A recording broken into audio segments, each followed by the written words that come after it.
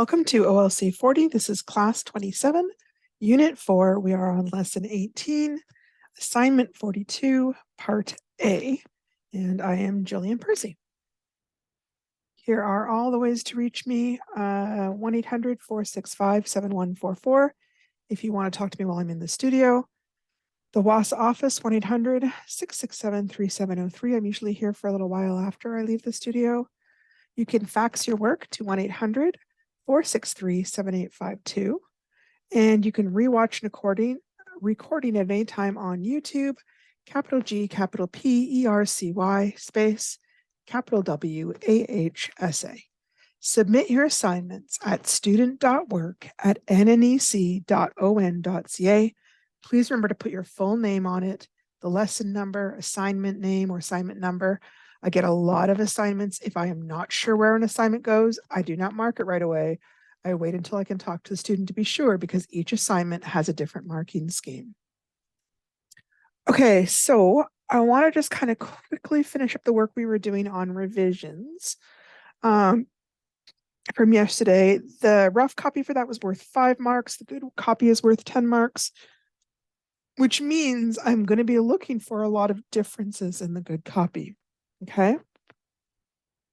So I'm looking for improved sentences, better word choices. I'm looking that you've taken the time to make run-on sentences into shorter, more reasonable sentences. If you're prone to really short sentences, I'm looking that you've joined them into more compound sentences. So I'm going to be looking at all this kind of stuff. Okay. And hang on a second. So that's the rough copy. And I remember I changed some things, changed the sentences, started looking at run-on sentences. Do the verb tenses make sense? So this is really important. It's a biography. So in general, it's going to be completely written in the past tense. That's true for an enormous amount of writing, because normally when you're writing, you're looking back on something and talking about it. It's pretty rare that you're writing present tense, unless you're like Facebook messaging somebody like, hey, I'm cooking dinner right now kind of thing, right? So it's very, very common for writing to be in past tense, and you have to make sure it's consistently in past tense. You can't kind of flip back and forth. So if you just check the verbs really quickly and see how they sound, you can very quickly get a sense of that. So for example, okay, was is past tense. He starting, no, he started college at 15. He got, those are past tense. Yep. Married, past tense. Had, led. This started when, yep. Arrested, yep. Past tense. Invented. It's an odd word. I'm going to change. I didn't really invent. Start, organized, maybe. Organized a boycott. It's not really an invention, not like a phone or something. It was hard. He was arrested. House was bombed. Came to an end. He led. Yep. Okay. Hoped that someday. Considered. Oh, ED. And his speeches still go with hope. Okay, at this point, I've switched to current, but that is because this particular phrase is talking about this day.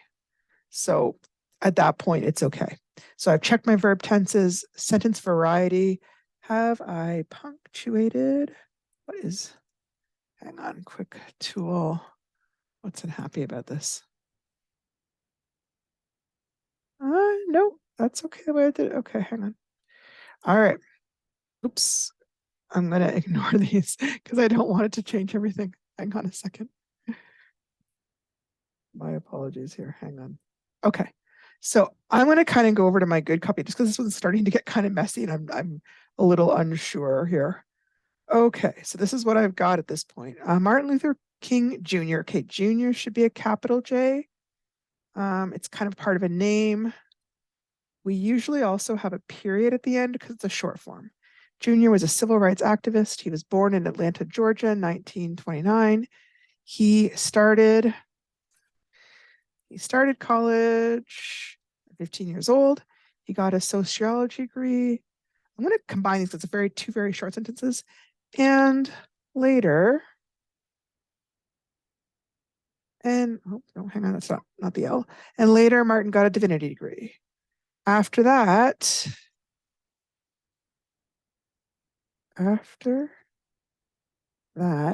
he, because there's no subject, after that, he also got his doctor's degree in theology. In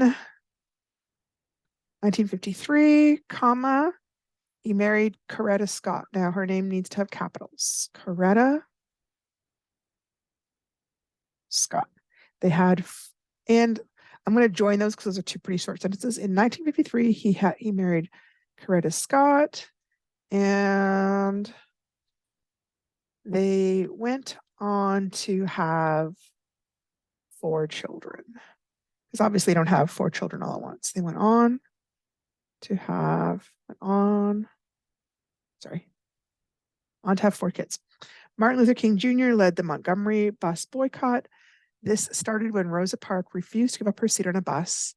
And then we fixed this. Period. She was arrested. Capital. That's the beginning of a sentence. She was arrested, comma. And then she spent the night in jail. Martin organized boycott of the public transportation system in Montgomery. Montgomery is a city, so it has to have a capital, Montgomery. It was hard. It's very short. It's true, but it is really, really short. It was hard, or maybe it. The boycott was hard on everyone involved in it. Martin was arrested and his house was bombed. Okay, compound sentence. Yep. But, however, okay, so these are both joining words. I don't need both of them. I just need one of them. But segregation came to an end is a possibility. However, segregation came to an end. That doesn't make sense. I actually don't like either of them. His house went. Maybe, but finally, segregation on the Montgomery buses, capital, came to an end. He led, not he leads, he led nonviolent protests to fight. I'm going to say he continued to lead to kind of show that it was still in the past tense. He continued. It just doesn't sound quite right to me. Continued to lead nonviolent protests in order to fight for more rights for African Americans. He hoped that someday America would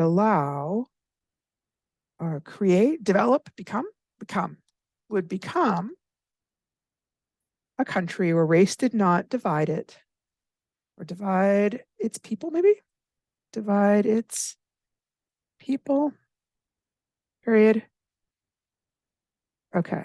I like that because this becomes now, he is still considered one of the great speakers of modern times.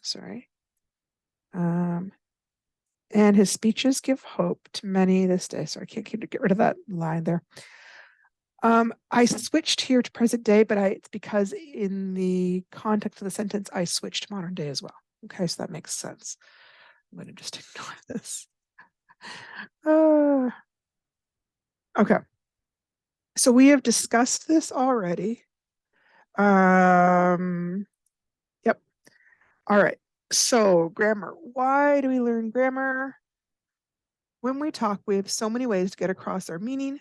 Facial expressions, gestures, or actions such as crying or laughing, raising our eyebrows, body language, tone of voice, in addition to our actual words. If people are confused, they can ask questions and we can clarify our meaning or give additional information. There is a back and forth process in talking that just isn't there in writing. That means we are forced to pick our words very carefully and how we present those words. Sometimes in writing, it can be the smaller, trickier parts of language that are affecting our writing so that it isn't as clear and understandable as we want it to be. Spelling mistakes can accidentally confuse our readers. Punctuation mistakes can make it unclear what you are conveying. Is it a question, an exclamation? Sometimes grammar errors can confuse others so that they are unclear who is acting, when something happened, or what your meaning is. As well, sometimes when we are editing, things aren't as simple as the parts of speech we sometimes learned in school. So it can leave us unsure if a sentence is grammatically correct or not. That's why we're tackling some of the more advanced grammar so that when you are reviewing your own work, you can have confidence that you've done it well or know how to change it if you want. Direct objects. Did we not talk about direct objects? Okay, I'm going to assume we did not. These sentences are using a pronoun as the direct object. Jessica ate it. The gravediggers buried him. The doctors healed her. Everyone was happy after the cops saved them from the bank robbers. The giant tree squashed him when it fell. So the direct object always receives the action of the verb, and usually the verb is coming just in front of it. The exception will be a little bit later. We'll talk about the one exception. Normally, it's kind of right there. Okay.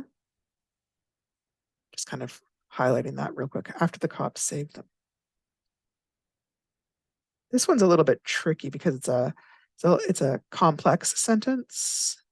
And you could be looking at the was, but that it wasn't there. It's over here where the saved is. Okay.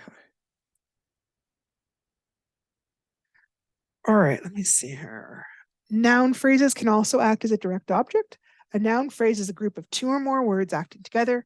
It is often a noun with adjectives. A noun phrase can be a direct object, just like a noun by itself. Some examples might be a new tree, the tall tree, or the old cardboard box. So, for example, we crushed the old cardboard box. The whole phrase is acting as a direct object. He drove a new car. The whole phrase is the direct object, a new car. The little girl climbed the tall tree. The tall tree is your direct object. She ate all the cookies since her mom was away. All the cookies is your direct object. After his dad left, the little boy broke some of his toys. Some of his toys is the direct object. Noun clauses as direct objects. These sentences use a noun clause as the direct object. Remember that a noun clause will have its own subject, generally a relative pronoun, plus a verb. The relative pronouns they start with are usually that, how, why, which, whichever, who, whoever, whom, whoever, when, whenever, where, wherever, and whose. It can also sometimes start with a subordinating conjunction such as if or whether. The monster killed whoever walked through that door. So it's killing, the direct object it's killing is whoever's walking through. My dog eats whatever falls on the floor. A homeless person sleeps wherever they can. He asked why I didn't care. After her boss yelled at her, she wondered if her work even mattered. As the poor woman went to the store, she hoped that her check had deposited. So in each of these cases, the phrase that's underlined is acting as the direct object to the verb right in front of it. Okay, so we're going to look at these sentences together and think about what the direct object is. The big key is simply look for the verb and look right after it. And very often that will be your direct object. Not always, but we'll take a look at it. So for example, the teacher stopped the fight on the playground. Okay, so stopped is my verb. Stopped what? Stopped the fight. I'm just going to underline it. Hang on, guys. Trying not to cough here. Hang on a second.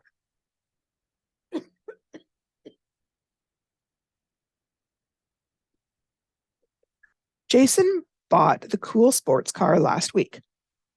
The verb is bought. And what did he buy? He bought a cool sports car. So that, hang on, grab the whole T there. That is our direct object. Computers use electricity even if they are hibernating. So what's our verb? Hibernating is one verb, but there's nothing after it. Use is our other verb. And we do have the word electricity after it, and it is our direct object. Hang on a second.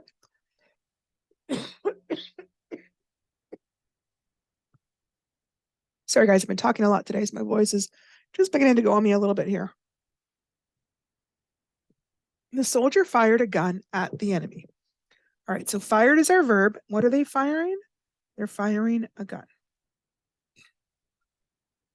The kitten batted the ball of yarn around the room. So what is it batting? Batting, picture like a little cat kind of pawing it, right?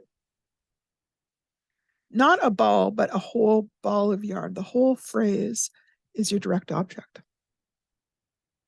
The police didn't stop until they found her.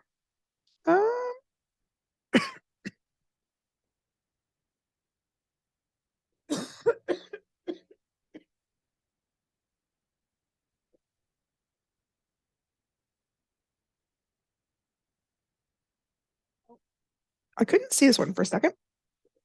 They found her. Her is your direct object.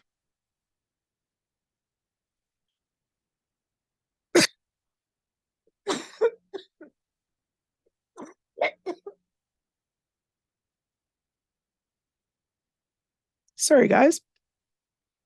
All right. I'm going to let you guys read this, and I will give you a second to read, and then I will show you where the object is, okay?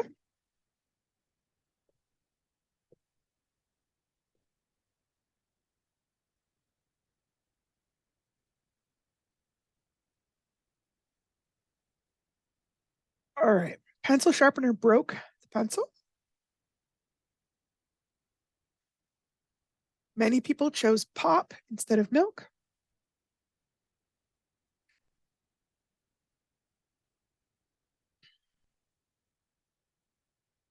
The body produces vitamin D when exposed to sunlight.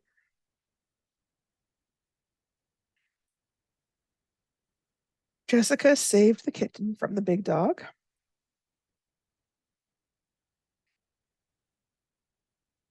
Melvin plays basketball every year.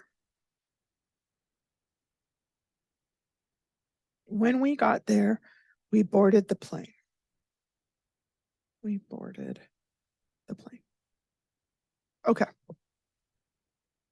So you can see just finding the verb basically helps you find the direct object. Okay. Lesson 18, preparing for success beyond high school. Today we're going to look at assignment 42. Now, assignment 42 has 3 parts. We are just going to try and look at part A today, and we'll save part B for tomorrow, okay? Because there's just a lot to this assignment. In your package, this is what you're going to see. And you can see it's worth 60 marks total.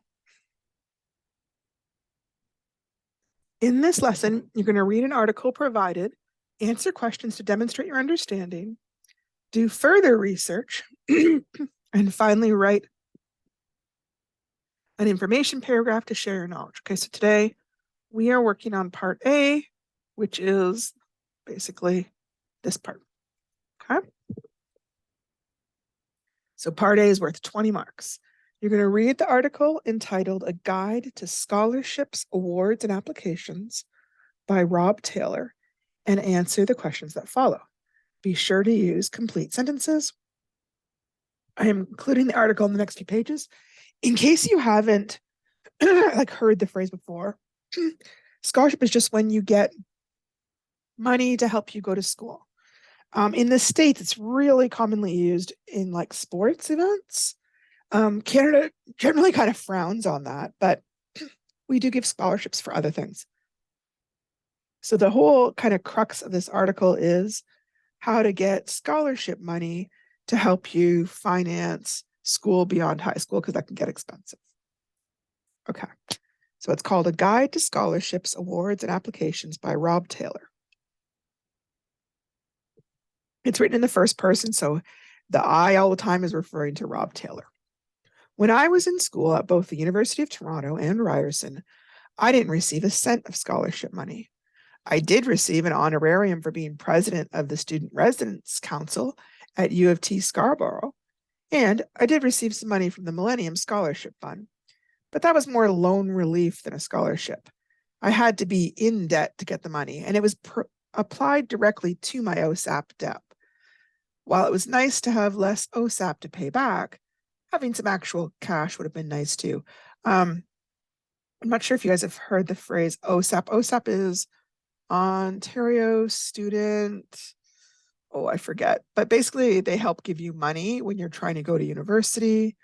Um, so it's a loan, though you have to pay it back. The reason I didn't receive any scholarships was twofold. First, I wasn't a brilliant enough student to be automatically chosen to receive a scholarship. I got by with high B's and the occasional low A until my last year at Ryerson, where I seemed to hit A's pretty much across the board. And then it was too late to get a scholarship. The second reason I didn't get any scholarships was that I was ill informed. This was partly due to the limited resources available to me, and partly due to my own laziness. When I was in high school, there was no World Wide Web, and internet was a funny sounding word my uncle used occasionally. I wasn't all that close to my guidance counselor, and I wasn't even thinking beyond the summer when I applied to university. I didn't apply for any scholarships. I didn't even look for any scholarships. I thought scholarships were for football players going to school in the States. So why am I now writing an article to help students get scholarships? A part of my duties as senior editor at Edge Interactive is overseeing the content of a family of websites, which includes schoolfinder.com, myschool101.com, and scholarshipscanada.com. Part of what I do is to look after a large database of scholarships, well over 60,000 individual awards awarded by over 300 organizations across Canada. Each year, we compile all of the scholarships in our database that are for students who are already in or who are going to the first year of college or university and publish them in the scholarshipscanada.com entrance award directory. So basically, I am a guy who has read, written, and edited information on thousands of different scholarships. I've also talked to hundreds of students about helping them with their scholarship searches and written several articles published on our site and in the directory dealing with scholarships, grants, and loans. What I hope this article will do is fill you in on the things I've seen and heard in the hunt for scholarships, so you will be better armed than I was. Know your armory. It's important to know what you have in the way of strengths. The majority of scholarships are still based on grades, but some administrators are starting to look for other attributes in students as well.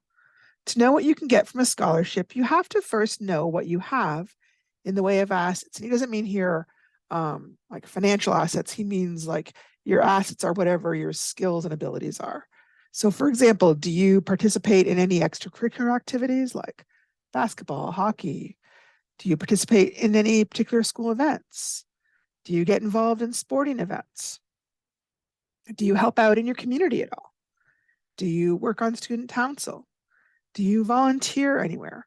And the reason he's asking these things is there are special bursaries and scholarships designed just for students who have some of these qualifications.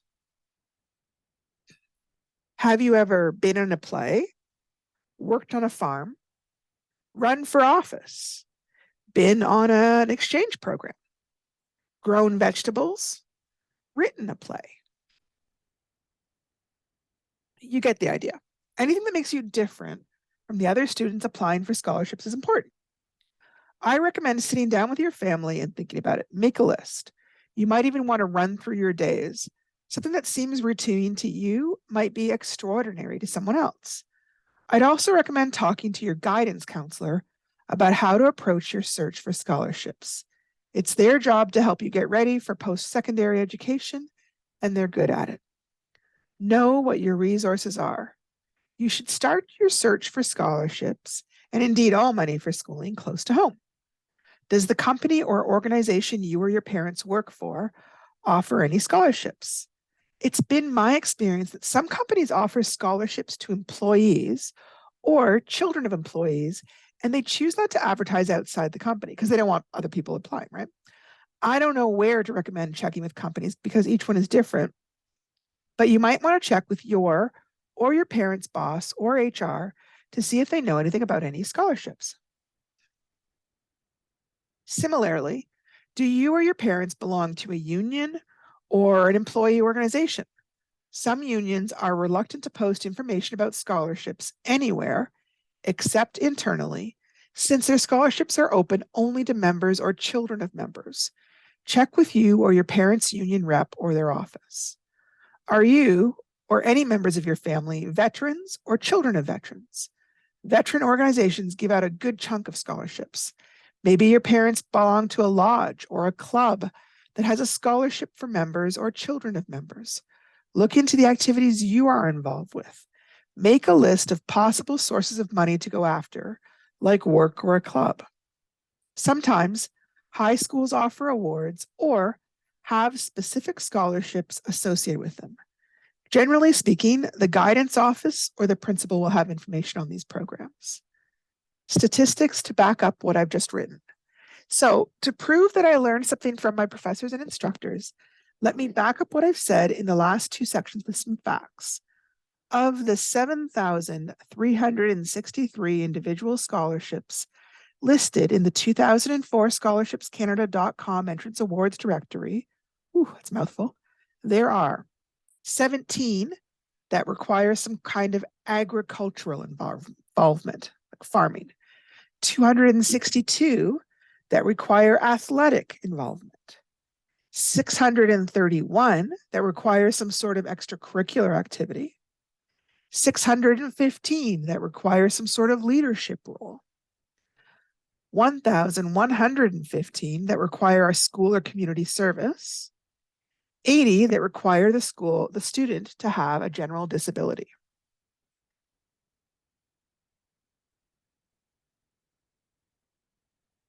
There are many more qualifications beyond just grades. Prepare ahead of time. This is probably the most important advice I can give you, and you probably already know it. Prepare ahead of time. I have read some pretty sad emails from students looking for help because they were not prepared. One student from the Maritimes wrote to Scholarships Canada saying that she was having to choose between leaving the power connected, like her electricity, and the phone working. She had no money, and she didn't know whether she was going to be able to make rent the following month. I did some investigating and found that her school could have given her an emergency bursary, like a little loan. She met the qualifications for it, but she had missed the deadline by 2 weeks. Even if you aren't going to start school next year, I would recommend starting to look now, not to apply necessarily, but to see what's out there in the way of scholarships, grants, and bursaries. See what kind of deadlines and requirements exist. It's better to know about an essay that's required for a scholarship 9 months before it's due, rather than finding out about it a week before. Types of scholarships. I'm briefly going to break down the scholarships into two main categories: automatic consideration and need to apply. Automatic consideration means that no application is needed to be considered for the award. These awards are generally given out to high-ranking academic students upon entrance to a school or program, or for the highest grade in a course or program after completion. There might be other factors considered, like extracurricular activities, but basically it means no more work than applying to the school. For need to apply scholarships, on the other hand, you need to apply. Who offers scholarships? Everyone from schools, companies, charities, and governments to private individuals. In our database, the majority of scholarships offered are offered by the schools themselves. Some examples of companies or organizations that offer scholarships that are not schools are the Aboriginal Nurses Association of Canada, Alexander G. Bell Association for the Deaf, Archives Society of Alberta, Associated Male Choruses of America, Automotive Industries Association of Canada, Black Business and Professional Association, Boys and Girls Clubs of Canada, Kamiko Corporation, Canada Iceland Foundation, and a whole bunch more. Just try doing a search at scholarshipscanada.com and you'll see many others that I have not included here. Start looking on the internet.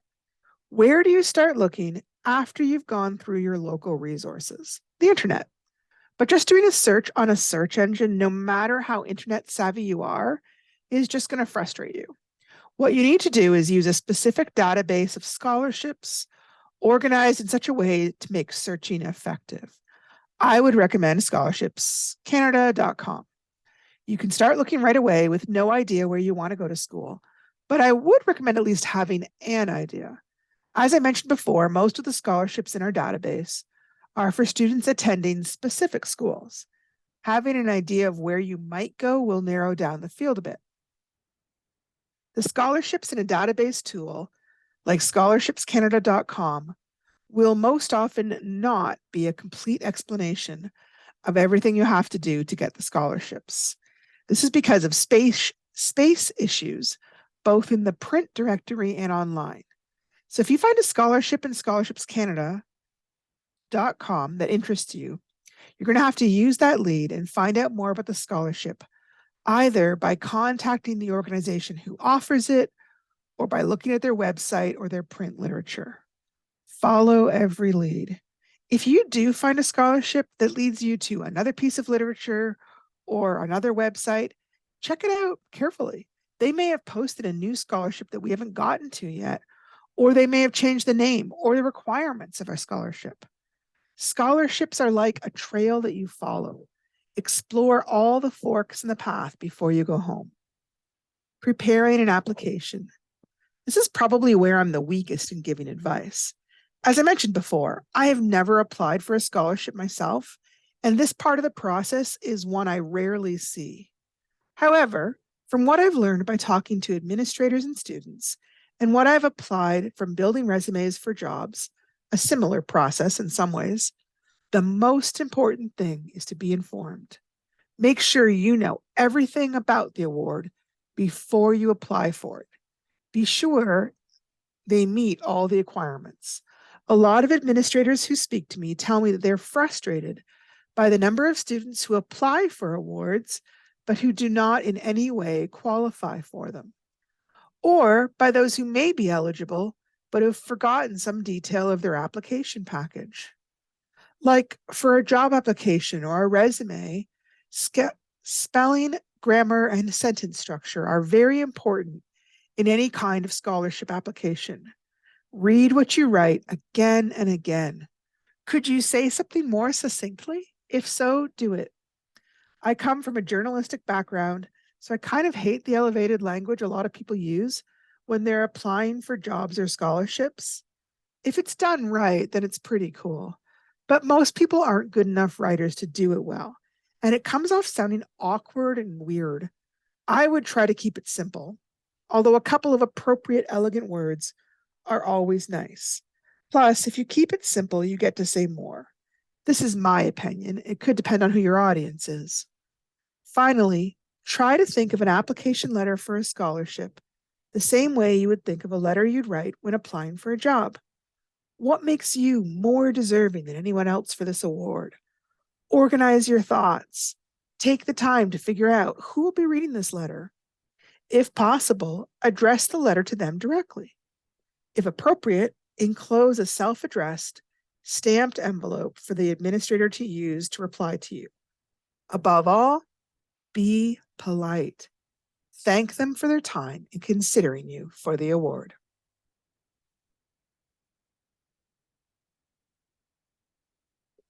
By the way, this is a real resource that you can use if you want to. There's the term we're going to follow in a second. When I entered Aboriginal as a search term, over 361 possible scholarships came up. Some are for smaller amounts of money, some are for much larger sum of money, some are for specific universities, others are for specific field of study, such as journalism, and could be used at any school. Some other possible search terms. Hockey brought up only one scholarship, not surprising as Canadian schools don't generally offer sports scholarships. Nursing brought up 974 scholarships for that field. You do need to create an account to see some details, but it is a fascinating site. Now, just to look around, you don't need an account. So I'm going to kind of show you here. I had not heard of this before we read this. Okay. So search for scholarships. So hang on, look at it here. Right away, what came up, probably because I searched before, TD Scholarship for Indigenous Peoples, 25 scholarships available to be awarded annually, each worth up to $60,000 over 4 years. See what happens. So this brings me out of the main site over to TD Accounting. About the scholarships, what's included? Am I eligible? For full details, review the terms and conditions, ready to apply. So right away on the very first page, there were already things a lot of people could have applied for. Okay, so let me see here. Let's say I said maybe automotive. Okay. Nope, that's not motive. Okay. 135 scholarships came up, totaling over 160,000 in value. Now, you can see this one's like almost 4,000. This only is about 500. So they really change, like in terms of how much they are available. And the NS that doesn't just say how much you get. 5,000. So this is a really helpful site if you are planning to go somewhere beyond high school. This is a great way to get some money to help out, right? Because it is expensive. Even if you're not paying tuition, the books are expensive. Living somewhere is expensive because usually you can't work and take school at the same time. There's all sorts of stuff. Okay. This site definitely does not have every scholarship available. This is a full scholarship that's available from the University of Windsor. This is for their faculty, their staff, their spouses, their dependent children. I found this very quickly on their website. The cool thing with this was it would be somebody who just worked at the school as a custodian, as a receptionist, as a groundskeeper, those kind of things might still qualify for this. And not only them, but their children. So this is one option to be looking at. In our area, I would look at big companies like, I don't know if they do, but does the hospital offer any kind of scholarships? What about the Lions Club? What about the Legion? Is there anything in Dryden where they're offering scholarships? If this is something that interests you, start looking for big organizations because a lot of times they will offer some stuff. Not all the time, but sometimes. Okay. These are the questions that need to be completed after reading this article. Questions 8, no, sorry. Okay, they have questions and then they give these little numbers, which is kind of confusing. I realized it's the marks. So first question is worth 8 marks, second question is worth 10 marks, and the third question is worth 2 marks. Use your own words to explain why Rob Taylor, who did not receive any money when he was going through school, has taken the time to write this article. List the steps Rob suggests in order and give a brief explanation of each step. Number 3, do you think you will use Rob's advice in the article? Why or why not? Okay. Use your own words to explain why Rob Taylor, who did not receive any money when he was going through school, has taken the time to write this article. I was concerned that the wording of this question might be a bit confusing. Rob Taylor does explain why he has taken the time to write this article, even though he didn't use scholarship money himself. So in the question where it says use your own words, they want you to paraphrase what Rob has said into your own words. They don't want you just to quote him directly. This question is worth 8 marks. You do need to make sure that you've put it into your own words. And when I'm saying that, we've been talking about this, but summarize the points, rephrase his ideas, use different words by looking for synonyms for some of his words. Those are all ways to help you rephrase. List the steps Rob suggests in order and give a brief explanation of each step. Okay, so they mean the steps for applying for scholarships. Hint, look at the subheadings in bold to get an idea as to the steps. As far as a brief explanation goes, steps that are more complicated might need a little more detailed explanation. Steps that are simpler might need much less explanation. Again, remember the goal of summarizing. Give priority to the major details or the big ideas and less priority to minor details. Put things in your own words by summarizing, rephrasing, and alternate word choices. Think about how you would explain things to a friend. You wouldn't quote them word for word. You would just give them the gist of the article. That's kind of what we're looking for here. Do you think you will use Rob's advice in this article? Why or why not? 2 marks. Okay, so only you know yourself well enough to be able to predict whether you will use this advice or not. However, you do have to explain why you will use it or why you won't. You can't just tell me, I probably won't do it. I don't know why. It's not really a good enough answer for school, okay? To be able to give a better explanation may require some self-reflection. So we usually base predictions about people's actions on their past behaviors and actions. So what in your past or current behaviors suggest that you might or might not follow these steps? So if you know that in the past, you've been really good at following up on great ideas, you've been good about writing letters and making phone calls and contacting people, you're good at doing internet research, well, that might be a clue that this is something you might be able to do because it's something that you've done in the past, right? The other thing is sometimes we base our predictions upon people's actions or, on their character traits. So we think about whether somebody is motivated, unmotivated, determined, laid back, ambitious, competitive, uncertain, anxious, hesitant, optimistic, pessimistic. What kind of character traits do you have that would suggest you might or might not follow this advice? So maybe you are just the kind of person that is super optimistic and you always look on the bright side and, hey, why wouldn't people give me money? And so you can kind of say realistically, you know what? I've got confidence in myself. I think I will do this because la, la, la, right? On the other hand, maybe you find doing internet research really hard and frustrating, and you know you're not going to want to write letters, and you know you're not going to want to reach out to people, in which case maybe you're not going to do this, right? You are the only person that knows, okay? But you do have to give reasons for why you think you will or why you think you won't, okay? You can't just say, no, I don't, or no, I don't know, okay? And it's okay to not do it, right? It's just an example. Okay. All right, before I go on any further, tomorrow we've got part B. Yep. And I think part C is coming up as well. So by the end of this week, we should be finished all of assignment 42. I'm going to talk about it a little bit later on, but if you haven't, check on your reading log, okay? We haven't talked about it for a little while because we got busy with doing all the other assignments. If you haven't, take a moment or two this week and fill out that reading log. Think about all the things that you could be reading.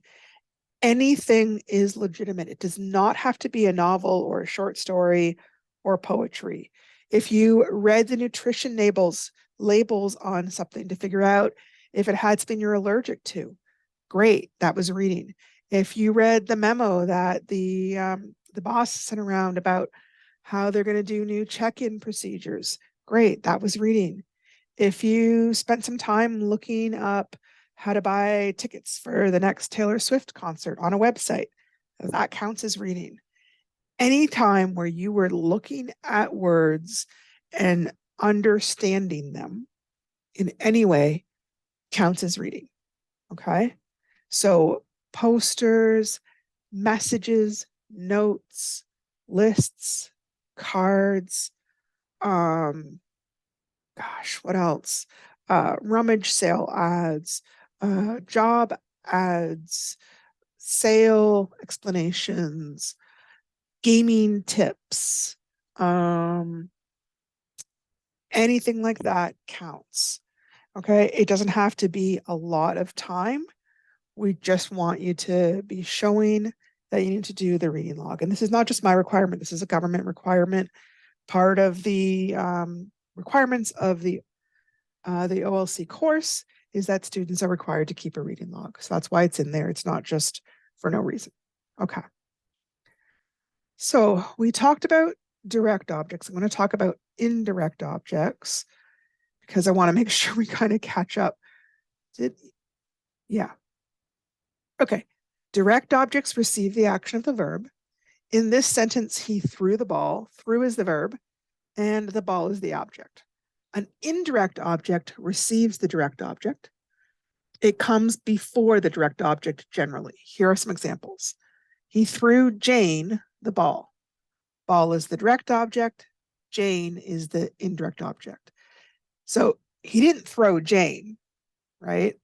I could have said something like, he threw Jane into the pool, but he's not throwing Jane. He threw the ball to Jane. And that's totally okay to say it that way, but this is a really common way for people to talk. He threw Jane the ball. He cut his son some cake. Cake is the direct object. His son is the indirect object. So he didn't cut his son, he cut the cake and gave some to his son. They gave the police the drugs. Drugs is the direct object. Police is the indirect object. That's who they gave the drugs to. Okay. Some verbs will not work with direct objects, or they don't need a direct object. The action's complete all by itself. I dreamed, he slept. However, some verbs have to have a direct object. They just don't make sense without one. Listen to how these sentences sound if we don't include a direct object. She gave. He borrowed. Mom bought. In each of those sentences, it's like the person didn't finish talking. She gave what? He borrowed what? Mom bought what? You have to give a direct object to explain the sentence. So she gave money to the man. He borrowed our lawnmower. Mom bought groceries.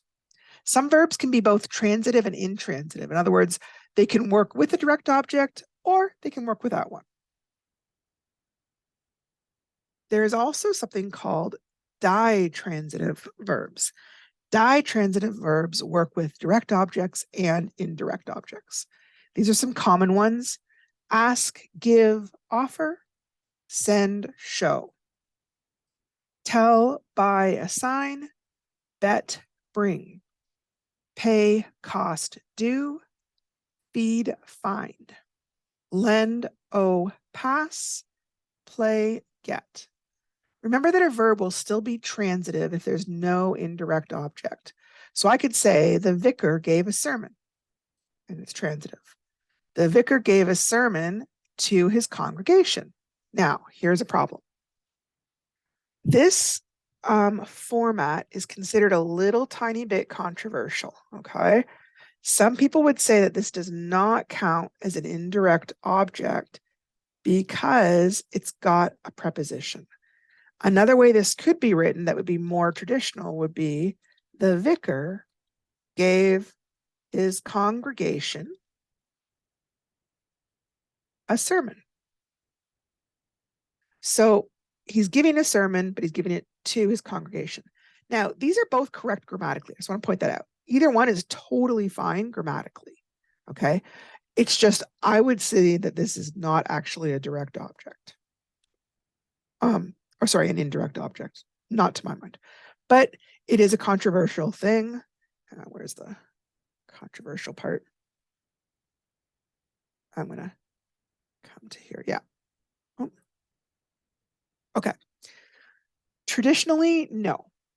If it starts with a preposition, it would be considered a prepositional phrase. However, other languages would term that an indirect object.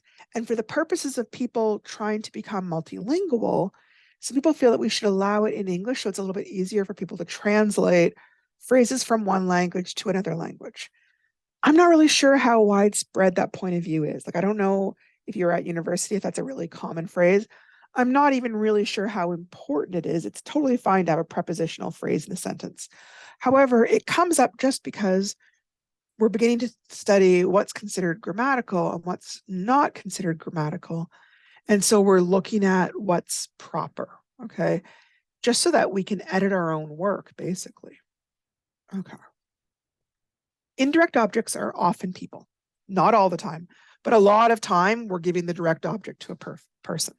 However, it is possible for something else to be an indirect object. And here are some examples of that. An animal could be an indirect object. He fed the dog all the leftovers. Or a place. The Nazis gave London a fright during the Blitzkrieg. Or an inanimate item. I gave the room a quick inspection. Or even a concept. She gives marriage a bad name. Indirect objects can be a noun, a pronoun, or a noun phrase. So, for example, I gave myself a broken arm when I fell out of the tree. So there's my indirect object. And it's a pronoun. The man bought her a new dress. So there's my verb, bought, and here's my indirect object. She drew her boyfriend a beautiful portrait. So she's giving her boyfriend a portrait. The indirect object is her boyfriend. So that's a noun. Oh, and this is one I had earlier that for some reason didn't quite work. The mother bought her youngest child some new shoes. So her youngest child is a noun phrase, a noun with some adjectives, okay? Can a sentence have an indirect object if there's no direct object? Nope, you can't.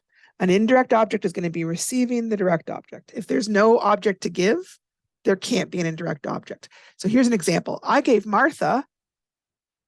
It doesn't make any sense without a direct object. You can't finish. You have to finish it for the sentence to make sense. Sometimes you might see a word that could have been an indirect object, but if there's no direct object, then it will become the direct object. So I'm trying to think of an example right now. I should have put one there. I apologize. I think that we are going to wrap that up, and we will come back to this tomorrow and finish up part B. So thank you so much for coming, and tomorrow is Wednesday. We will tackle part B tomorrow. Thank you.